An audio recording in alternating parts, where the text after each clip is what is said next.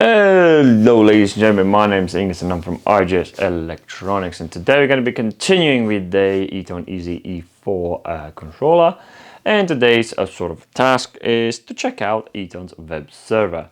I'm sure you have watched it before, that I covered as well the Siemens controls, Siemens logos controls and things like that, and the Siemens had its web server sort of a feature, so it was really cool. So today I'm actually keen to check in and see what Eaton has done with the web server. So just to sort of explain what server is, it sort of gives you an access to the controller, so because the controller itself here has like an internal web system where you can access it via the browser from your laptop or your iPad or from your phone as well. So today I'm going to show you how to get to that point, and sort of we're going to go through what's in the web server, and I personally think it's a really cool feature for any controllers. It gives you access to see, especially from a diagnostics point of view and operations as well, if you want to have some form of insight remotely. So the functionality what we're going to do today is all has to be part of a local control, obviously. So you can connect to your controller wirelessly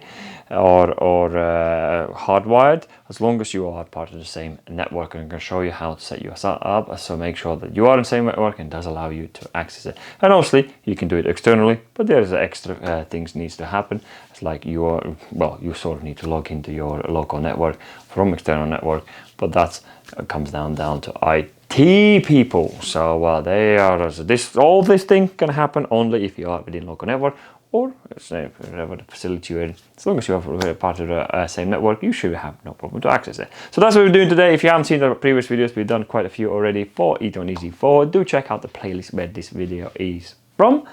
And without further ado, let's get started.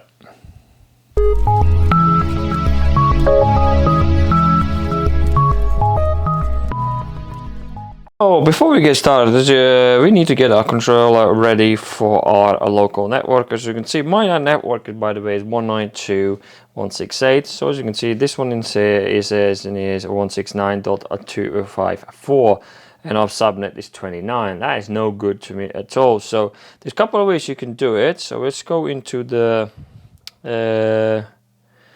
system options, and let's go to the Ethernet. And if you go to Internet, and this is address mode, as you can see at the moment is auto IP, and we want to change that so it doesn't we're going to change that to DHCP, which will automatically look for find my network, and it will sort of give the next free available IP within my network. Or you can set yourself up a static IP and do it manually if you wish to. I am going to do the DHCP, and as you can see in a minute, it will change my address to, so you can see, there we go, it changed my address to 192.168.285. I know that's my local connection, that local networks IPs, which is a subnet 2 as well for me. So the next available address was 85. So this is pretty much what we need to do to prep this part, this side of the controller, ready for our communications via the web browser. But first we need to do some other stuff within the program. So I've done that. Let's jump on to the laptop now. Alrighty, there we are. So let's load up our EasySoft 7. So as you can see down here, I am actually on wireless in here. So my laptop is not even connected hardwired to my network itself. Now everything is going to be wireless, because I already know my controller is part of my network. I should be able to connect it wirelessly. So and be aware. So this guy in here, I'm not sure you can see in the control corner, it has to be connected to your. I'm connected to my splitter, which is now going through my router. So yeah, it's within a network. So our control, we're not going to even go down. We're going to go straight to communications. So communications should be the same as last time, because my laptop and my controller because I already here established my interface. So let's, if we are, because we've done this how to find this interface already in the previous videos. Do check it out. I'm not going to go and repeat all that, but by clicking online, should be able to connect to my controller, no problem. So as you can see, you don't even need to be hardwired if you are within the network. So next thing what we're going to do, we need to go and pump the project out. Not the project, we need to go in and let's pump the project out of the controller. Just don't want to lose what I did before. Device to PC. And I'll quickly talk you through how to get yourself going. The first thing what we need to do is make sure a couple of things are. You click on a project in here. We're going to have lots of these windows down here. So the first one we need to do, if you go to the Ethernet, and you need to make sure this one in here is changed to DHCP as well. If you don't change that, it will pump the program into it and it will put these settings into your controller, and you will have problems with your communications. So do make sure that is changed as well. And the next one is the web server. As you can see, I'm already more or less set up in here. You click this guy in here, web server in here. And I changed my port to 80. This is the most common port that is open because within the routers. So I changed mine to 80. Whichever port you have been opened into your. Sometimes you need it, but 80 is usually the most common one that people use. So yeah, port is sometimes you will need port to add port next to the IP address, which you can show in a minute, and sometimes you don't. I'm not sure why that is, but I'm not IT guy, so I'm not gonna go too much into it. And right in here, as you can see down there, enable read IOs. If you want to read IOs in your web server, do make sure that is ticked, and obviously anonymous read access allowed, and obviously you need to define your password. As administrator, I already set up my password in here. Just follow these steps. Edit password, then repeat the password, and blah blah blah, and just click OK. That's pretty much all you need to do to get yourself going. Obviously there's a lot more things, we might check them out in the future, but that's pretty much. If you go in a web server, tick web server enabled, put in a port 80. That's my port. I think default is 443. By the way, about all the versions, a lot of this stuff is not going to be here. For the firmware version 1.1, 1.0, you're not going to see these guys in here. This is going to be defaulted to a 443, and you're not going to be able to read IOs as well, because that's not going to be here. That's only for the later firmware. So do make sure you update your firmware if you want to get to see exactly the window I see. So having done that, all we need to do is go into communications and PC to device. Pump these settings into your controller. That's as simple as that. So let's pump that in, and you should be ready to go. So let me finish that. Come on, and there we go. Having done that, now let's load up our Google Chrome. And in Google Chrome, if you remember, my IP address is 192.168.2.85, and there we go. It takes us straight into this Eaton web page. So from there on, my default is obviously I already saved that in here. As you can see, I entered the username and password, whichever you set up in there, and you just log in.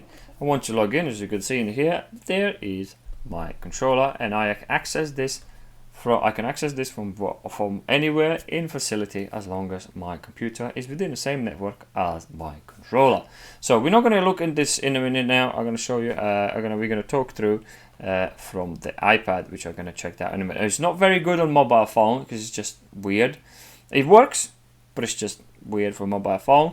But let's have a look at it and see how that works from iPad. Alrighty, hopefully you can see with a bit of light in here, but you should be able to see what I'm trying to do. So if you want to work from iPad and access your controller from iPad, try to use a Safari.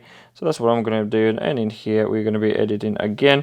So you can see, I'm sure you can see my IP address right down there, which is going to be 192.168.2.E5. So let's enter that, and there we go. It takes us straight into this page as well. You can, again, pretty cool function. I think a bit of a feature if you want to have a look at what's going on with your controller remotely, not even opening the cabinet. That is brilliant.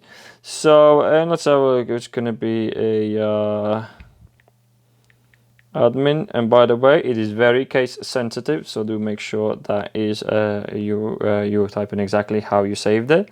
So add min, which I think I put 28, and it does need one special character, which is going to be dot for me. Enter that one, and here we go. So now you're accessing your controller right from the iPad anywhere within the network. So let's have a look what we got in here. So if you're going into remote display, you're pretty much having a look at exactly what this display says. It does that as well in here, and you, by the way, you can actually control. So you can see there's a display is currently locked, and you can do exactly what you would do there. You can do it from here without opening, actually touching the controller. As you can see, everything what is what in here. So obviously that's that, and then you're going to go in operands, where you can actually have a look at what is going on within your controller, what kind of channels are used. As you can see, what's possible. There's obviously showing all of them. To show you exactly what your controller has, it shows all the possibilities. So here we go. So this is showing you all the IOs, AIs. You can do your analog values if you wish to, and everything else that is within the controller, as long as you provide the allow that to be happen, which I already showed you just a second ago in the software. So let me just click the button, and we just go back to eyes. As you can see, as you can see, I'm not sure, you should be able to see it. I'm clicking on a button right here, and it is showing you that I2 is on. So if you, I'm not sure, I'm in a stop mode, so actually you can even put in a run mode if you wish to. Let's put in that in the run mode, and we should be able to start up our belt in there.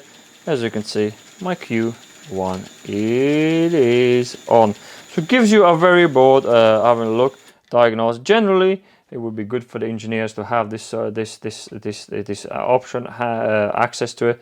And obviously, you want to make sure that things cannot be changed, things like that, because you do. If you go into the remote display, you have all the access in here and start changing things around. So and there's net operand. And then my big one is your diagnostics. As you can see, I've got none in there, so obviously got no issues. But there's that, and obviously you have all your settings as well in here, which is a general, network, emails, IP keys, and web clients. These are, I'm not even going to get into it. Again, there's quite a lot of this is for the IT people, but that's pretty much it, ladies and gentlemen. This is Eaton's. I think it's pretty cool, well presented. As far as I understand, I was not able to control, like so when we were covering the other controllers. Sometimes some controllers allow you to change the other manufacturers' controllers allows you to change the IOs, so change some what do you call the actually, having said that, I have, can we, no, I'm not sure you are able to change the states of the actual bits in there.